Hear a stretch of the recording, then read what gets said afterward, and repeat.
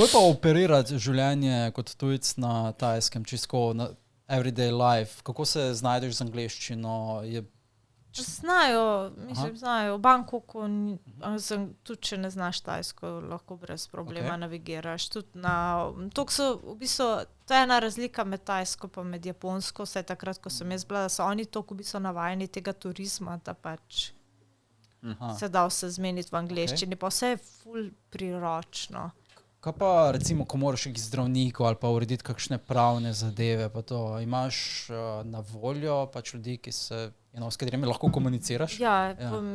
Mislim, nikoli nismo imela problemov karkoli urediti, tudi bolnica. Imaš državne bolnice, so ful pocen, pa imaš privat bolnice, je pa tako spet ena razpona, lahko je ful drago, lahko je ful pocen. Ampak spravi nimaš tega, se reče, pač nisi v zdravstvenem sistemu države. Nimaš javnega sistema. Ja. Ne, mislim tudi tako... Moraš plačati v bistvu za vsak pregled in podobne stvari. Malo zavarovanje. Mata? Ja, malo zavarovanje. Ki vam pač krije potem. Ja, vse. Ampak ti so pač dodatno plačali. Načeloma, če si ti tam zaposlen, dobiš, ampak poleg greš samo državne. Meni ni problem iti v državno, vem, da sem se enkrat zastrupila z nekimi školkami. To si predstavljam, se lahko zelo pogosto zgodi, sploh ko nisi navajen tajske hrane, da hočeš sprobati čim več in potem... Presenetljivo malkrat, mislim, enkrat sem se, oziroma dvakrat, če štejem, enkrat sem jedla nek sladoled, preden sva šla na letalo, na letališču, ki je že tako ni imel v redu, ko se nesko na letalo začnem na 11-urnem letu, začnem pač bruhati. Ko ne moraš ti pobegati nikamo. That flight had one toilet less. Si celo letalo, celo let si bila samo na WC-ju. Ja, noč so se zaprla in pol bi mi je še trkala tako, da so turbulence, da ne grem ven. Jaz še tako... Jaz pa tudi turbulenca. I do not feel it. Mislim, niti niso sprocesirala. Meni je to pol pač Dejan povedal, da me je že tako hotela ven spraviti. Ampak pač ne, I'm sorry. I'm dead. We have an accident. Funny story, to je bilo pred COVID-om. To je bilo prvič, ko sva bila na Tajskem, po mojem, ali drugič. Tako pristanemo v Rusiji, na letališču, jaz sem že tako malo boljš bila, tako prijem ven, tako s tisto vrečko, tako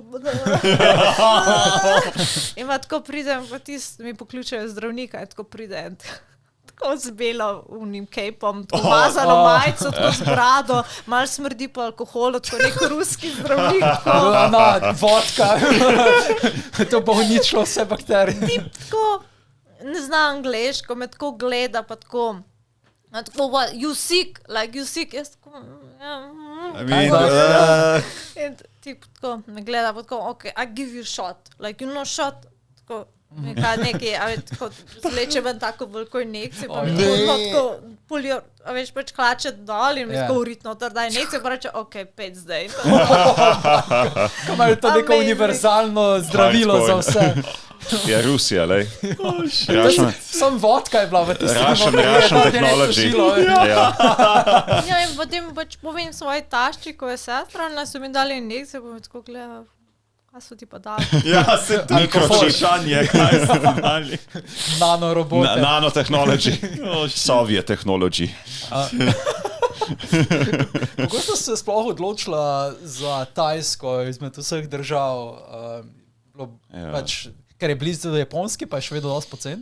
Ne, mi dva smo vedno hodila na Japonsko, mislim vedno, velikrat sva šla na Japonsko in na Japonsko sva enkrat spoznala v hostelu eno Tajko in pač smo tako se parkrat družili v tistem hostelu, takrat, ko smo bili tam in ona na Facebooku smo pol stali in touch in ona je v bistvu ful veselo vabila, da ne prijeva na Tajsko, da naj bo okoli peljala, pa...